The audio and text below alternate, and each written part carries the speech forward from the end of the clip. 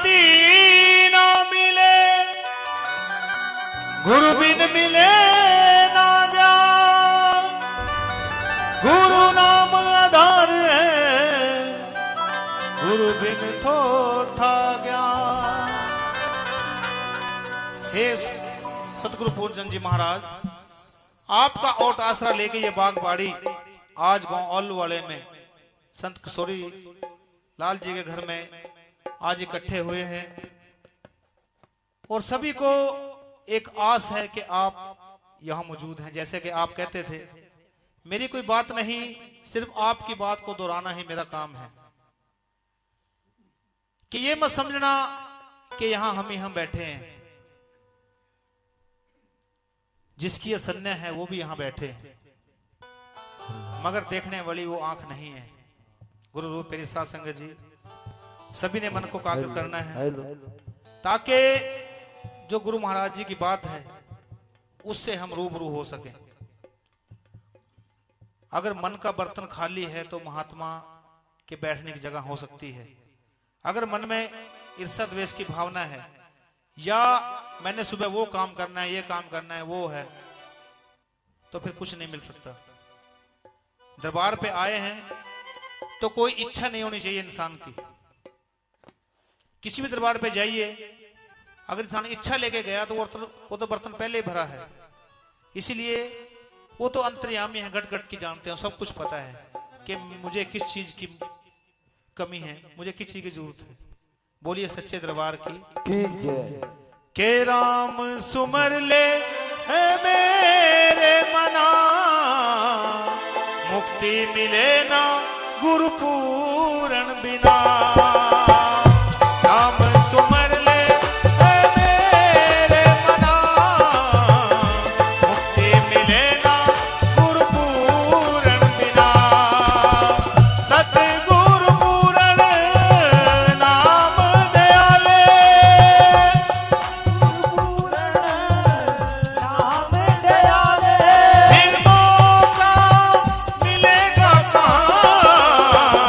नाम सुमर ले है मेरे मना, मुक्ति मिलेगा गुरु पूरन बिना। नाम सुमर ले। है मेरे मना, मुक्ति मिलेगा गुरु पूरन बिना। के नाम सुमर ले मेरे मना, मुक्ति मिले ना गुरु पूर्ण बिना। सतगुरु पूर्ण नाम डाले फिर मौका मिलेगा। कहा गुरु महाराज जी के रोंगटे खड़े हो जाते थे जब ये शब्द सत्संग में होता था कि ये मत समझना कि खुंडे वाले का पूर्ण है। पूर्ण तो कोई संपूर्ण महात्मा होता है। चंद एक, सितारा, चांद, सूरज एक, महाराज जी अपने बारे में कहते थे। मगर साथ साथ ये भी कहते थे कि लोहे की तभी तक कदर है जब तक उसमें जंग ना लगे। कि क्या लेके आया बंदे, क्या लेके जाओगे। मुट्ठी बांधे जग में आया, हाथ पिसारे जाओगे। ये जीवन कागज की पुड़िया, बूंद लगे गल जाओगे। कहत कबीर सुनो बे साधु, एक नाम बिना पछताओगे। कि नाम से बड़ी कोई ताकत है ही नहीं।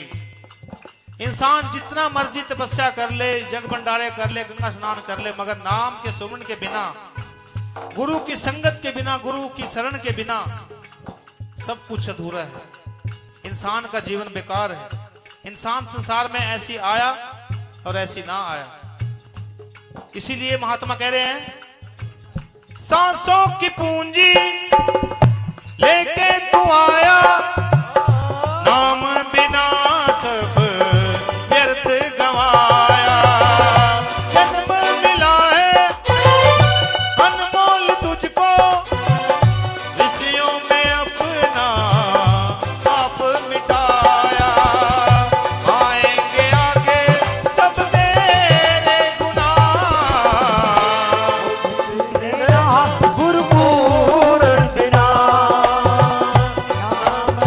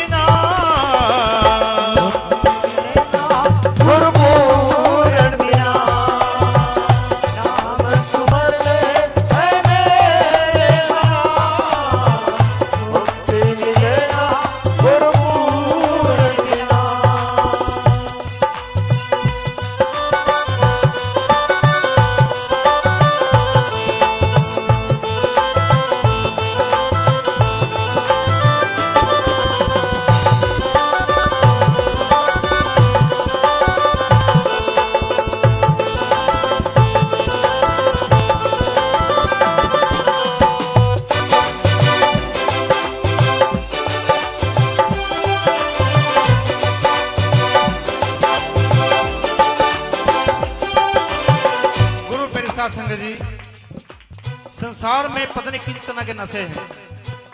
किसी को औलाद का नशा, किसी को जमीन का नशा, किसी को पैसे का नशा, किसी को ओहदे का नशा, बहुत तरह के नशे हैं। इस नशे में एक नशा इनसे अलग है, वो है नाम का नशा, अपने महात्मा का नशा, सुमरन का नशा। और जो गुरुमुख है वो इसी नशे में जीता है।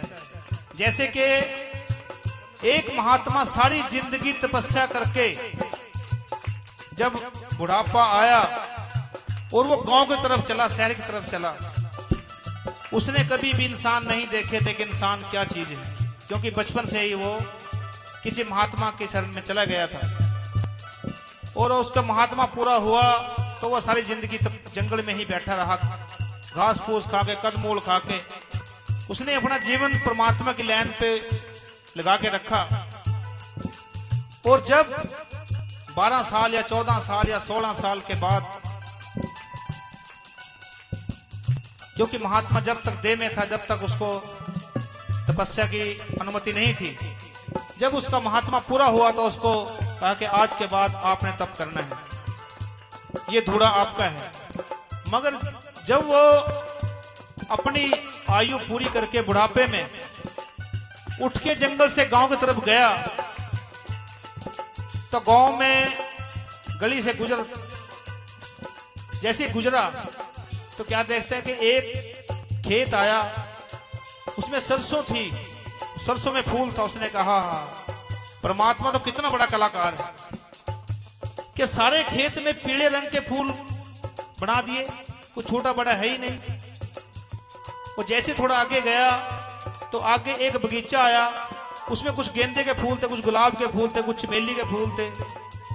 उसने कहा परमात्मा तू कितना बड़ा दयालु है, कितना बड़ा कलाकार है, कितना बड़ा रंग डालने वाला है, जिसको बोलते हैं ललारी। तो परमात्मा का गुण गाता गाता गाता गाता जैसे ही वो आगे गया तो एक बहन ने अपने बाल धोए हुए थे और वो छत पे खड़ी अपने बाल सुखा रही थी। ऐसे बाल आगे गिरे हुए थे, उसकी शक्ल नहीं दिख रही थी। तो महात्मा ने उसकी तरफ देखा ऐसे, उसने कहा हो कि महात्मा सुना था कि परियां होती हैं, मगर आज परियां देख भी ली कि ऐसी परियां, इतने बड़े बड़े बाल। तो जब उस औरत ने सुना कि ये नीचे जो ढोंगी खड़ा है, ये बाबा खड़ा है, कुछ ना कुछ मेरे को बोल रहा है, उल्टी सीधी बकवास करता है, तो वो सीढ़ी से नीचे उतर के आई। उसने हल्ला मचाया, शोर मचाया, अपने पति को बुलाया, अपने मालिक को बुलाया कि देखिए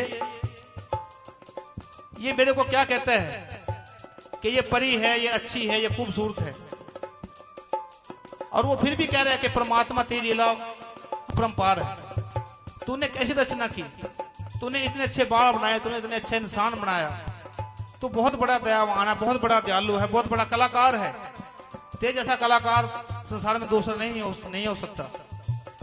तो उस औरत ने अपने आदमी से कहा कि देखिए अभी भी ये बकवास करता है। तो उसके आदमी ने उसको 2 थप्पड़ मार दिए। उसने कहा कि मैं तो परमात्मा की बनाई चीज की तारीफ करता हूं कि परमात्मा ने कितनी अच्छी अच्छी चीजें बनाई हैं। ये पेड़ देखिए, फूल देखिए, इंसान देखिए, सबकी शक्लें अलग अलग, सबकी आदतें अलग अलग, सबके कोई गोरा है, कोई काला है, कोई कैसा है। कितनी अच्छी रचना की है परमात्मा ने। उस इंसान ने उसको 2 थप्पड़ और मार दिए, मगर वो संत उसको कुछ नहीं बोला कि जैसा उसकी मर्जी। आज मेरे कर्म में शायद यही लिखा था।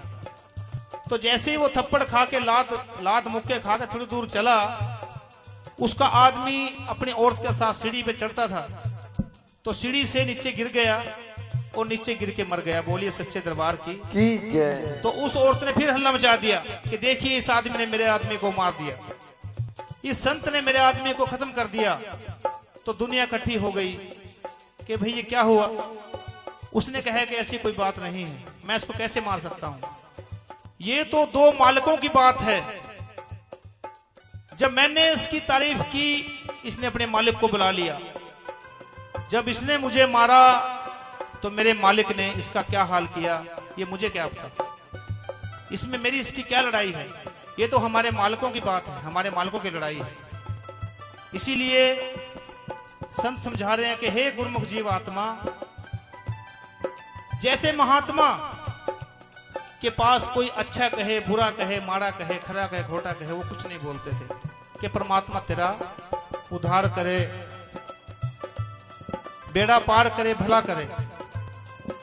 इसीलिए हर गुरुमुख को चाहिए कि अपने गुरुमुख को क्या, किसी को भी अगर कोई उसको उल्टा सीधा कह दे, कुछ भी कहे, तो सब्र करना चाहिए कि परमात्मा तेरा इंसाफ, जैसी तेरी इच्छा।